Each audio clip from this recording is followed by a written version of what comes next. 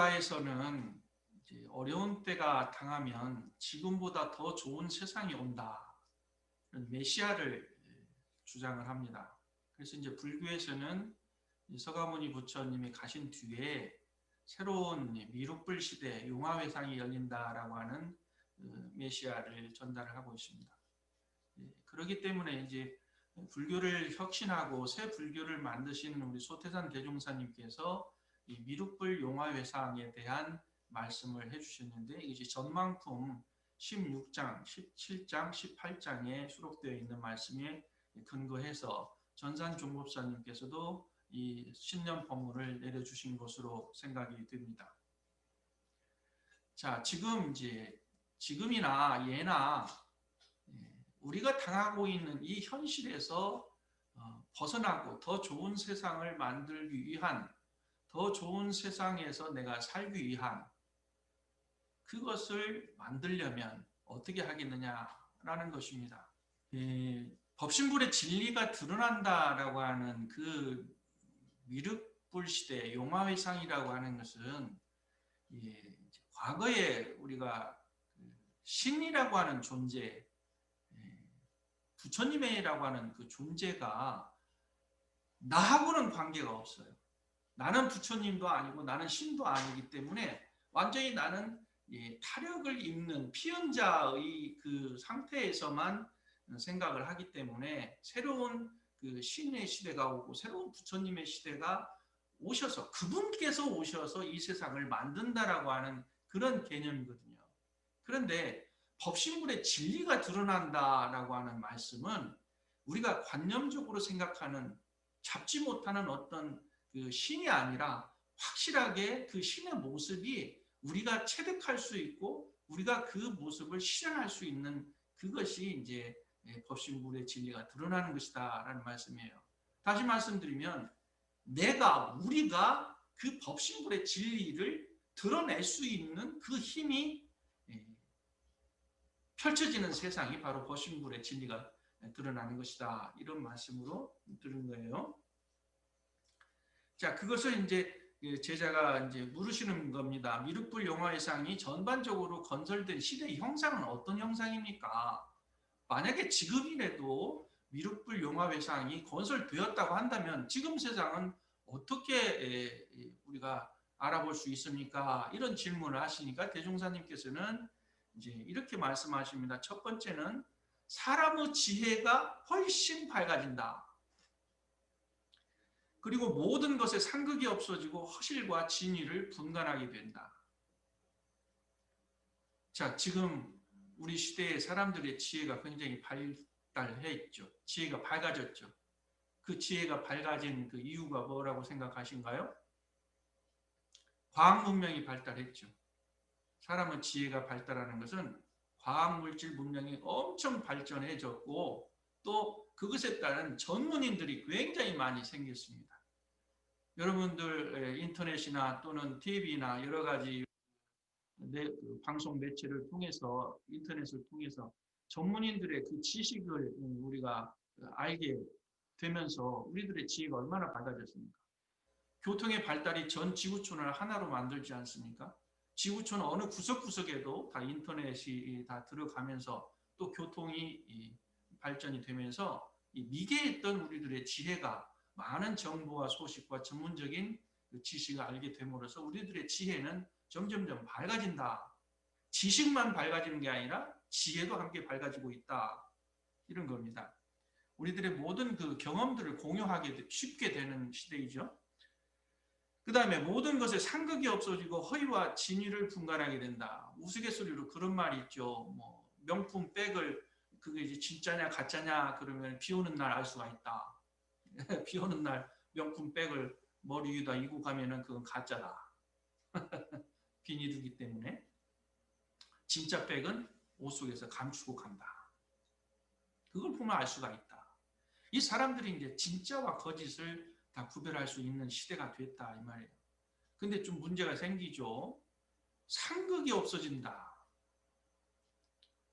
어떻게 상극이 없어질까요? 점점 서로 원수가 지었던 것을 저는 이렇게 생각합니다. 그 원수를 지고 남에게 원망을 가지고 살게 되면은 그 과보가 너무 빨리 와요. 인과가 너무 빨리 온다는 겁니다. 그래서 내가 저 사람에게 좋지 않은 말을 하게 되면은 그것이 너무 쉽게 금방 빨리 퍼져버려요. 당사자에게 듣지 않아도. 그렇기 때문에 지금은 인과의 시대가 굉장히 빠르다. 과학 문명도 발달했고 사람의 지혜가 밝혀졌기 때문에 서로가 상극의 그 기운이 있으면 아주 금방금방 알기 때문에 그렇게는 살 수 없다. 그래서 상극의 기운도 빨리 풀어지게 된다. 저는 이렇게 생각을 하고 요즘 방송 매체에서 뭡니까? 거짓과 사실을 밝혀내기 위해서 얼마나 많은 그 노력을 합니까? 우리도 잘 아시죠? 팩트 체크, 팩트 체크. 그래서 그 모든 것의 상극이 없어지고 허위와 진실을 분간하게 된다. 그 다음에 불상의 복과 수명을 빌던 일은 차차 없어지고 천만 만물 허공 법계를 망라해서 경우와 처지를 따라 공을 들여 부귀를 빌고 수명도 빌게 된다. 불상의 복과 수명을 빌던 일은 차차 없어진다. 이것은 우리 대종경에 나와 있는 실지불공의 예화를 통해서 잘 알죠. 그러나 지금도 이 불상의 복과 수명을 비는 사람이 많이 있죠.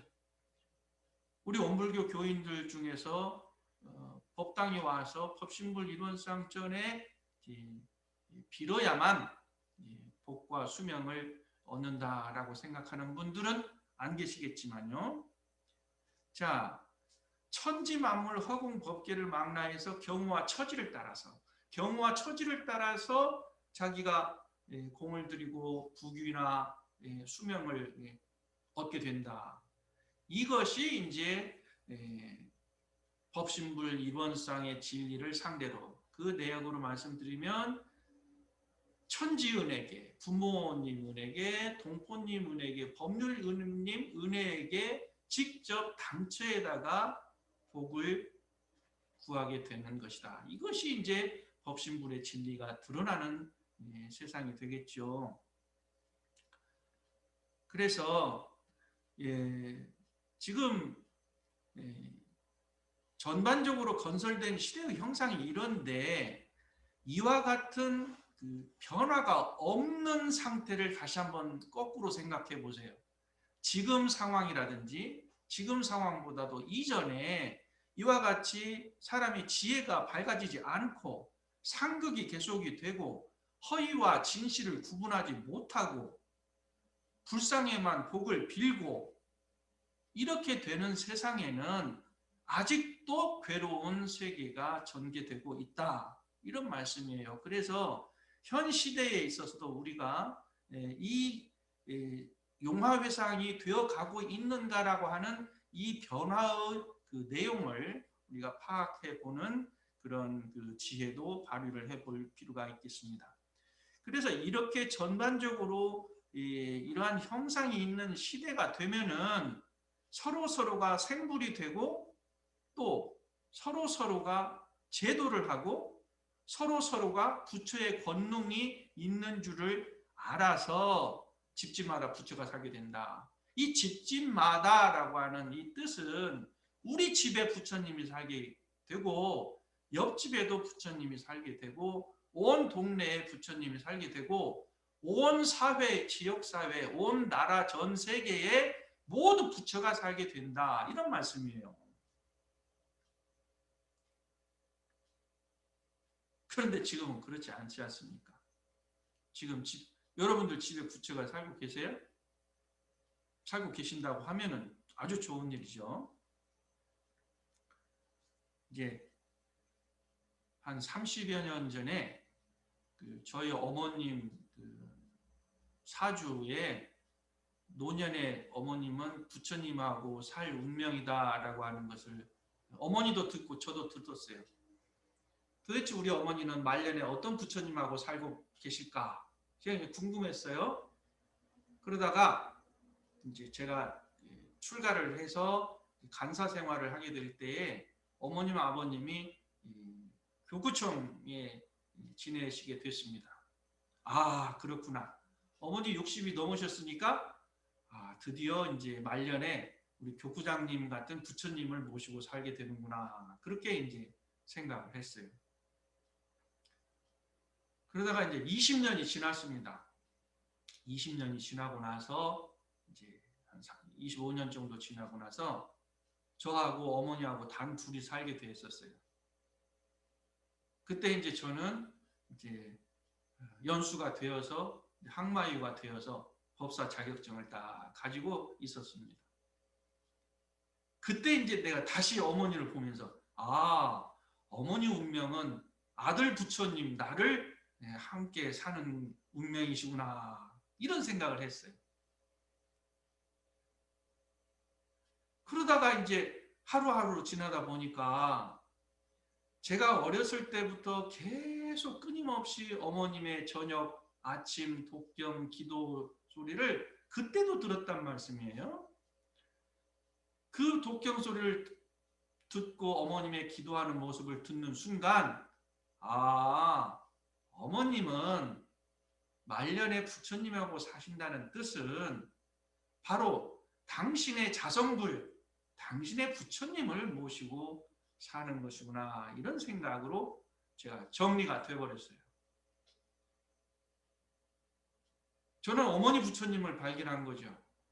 아마 어머님께서는 아들 부처님을 발견하고 사셨는지 모릅니다. 자, 여러분들 가정에 남편 부처님, 아들 부처님, 아내 부처님, 부모님 부처님 그렇게 생각이 되시는가요? 물론 우리가 신앙적으로 호칭을 할 때 아들 부처님, 며느리 부처님 이렇게 부를 수는 있어요.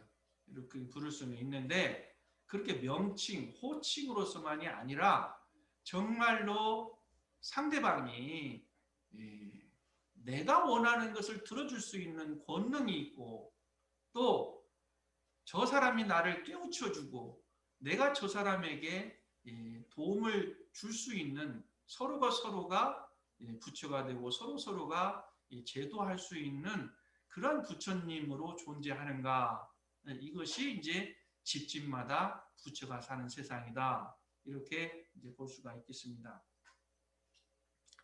그래서 이제 대종사님께서는 이제 개교의 동기에서 말씀해 주신 이 낙원 광대무량한 낙원 건설하자고 그러시는데 이 광대무량한 낙원 건설이라고 하는 것은 이렇게 집집마다 생불이 살아 계시는 부처님이 살아 계셔서 서로에게 제도하고 서로를 깨우쳐주는 그러한 세상이 바로 광대무량한 낙원이다. 이렇게 이제 설명을 할 수가 있습니다.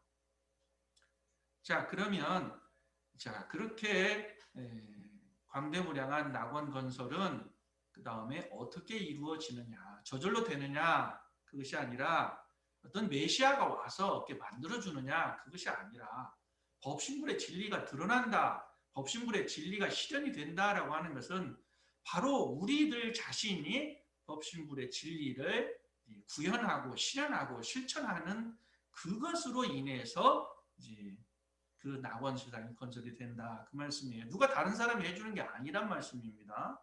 중요한 것이 내가 그 교법을 실천하면은 그 낙원 세상이 이루어지는 것이다. 이렇게 요약할 수가 있죠.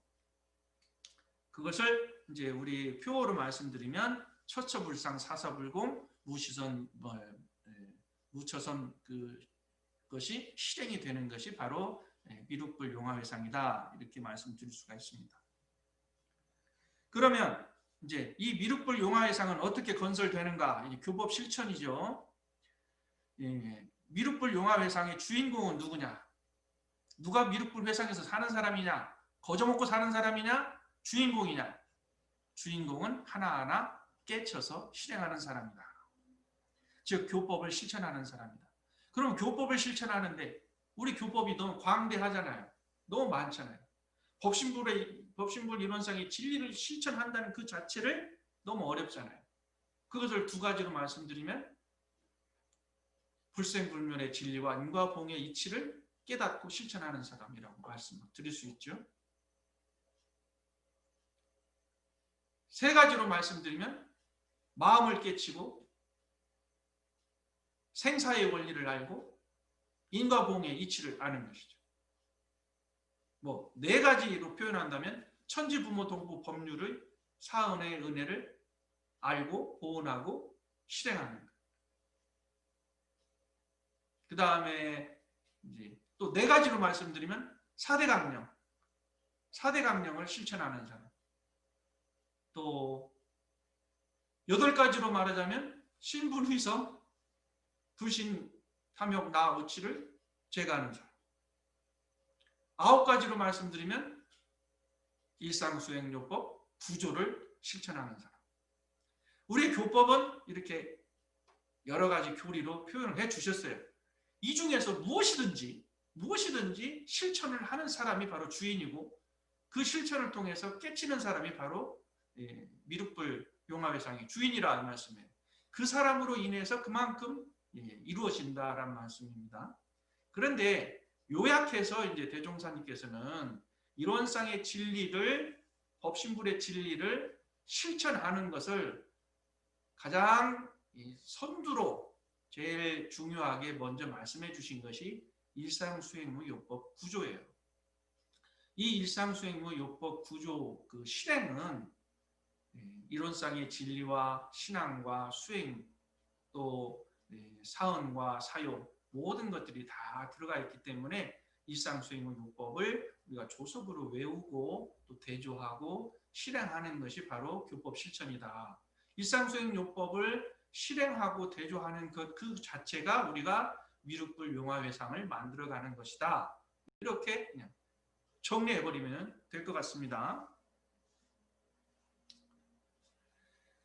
예, 이제 또 한 가지 말씀을 드리면은 이제 우리가 마음 공부를 할 때 경계를 대할 때마다 내 마음이 그 경계에 끌리는가 안 끌리는가 이것을 대조하는 것도 마음 공부를 하는 사람으로서 힘을 얻게 되는 거죠.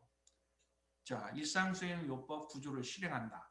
두 번째는 우리가 경계를 당할 때에 우리의 마음이 경계에 끌리지 않고 자성의 자리를 회복하느냐 안 하느냐 이런 노력을 하는 것이 바로 교법 실천이다. 이렇게 말씀드릴 수 있겠습니다. 그 다음에 이제 그 간장, 된장, 김치 이런 것들도 다 이렇게 숙성이 되면은 제일 맛이 좋다고 하지 않습니까?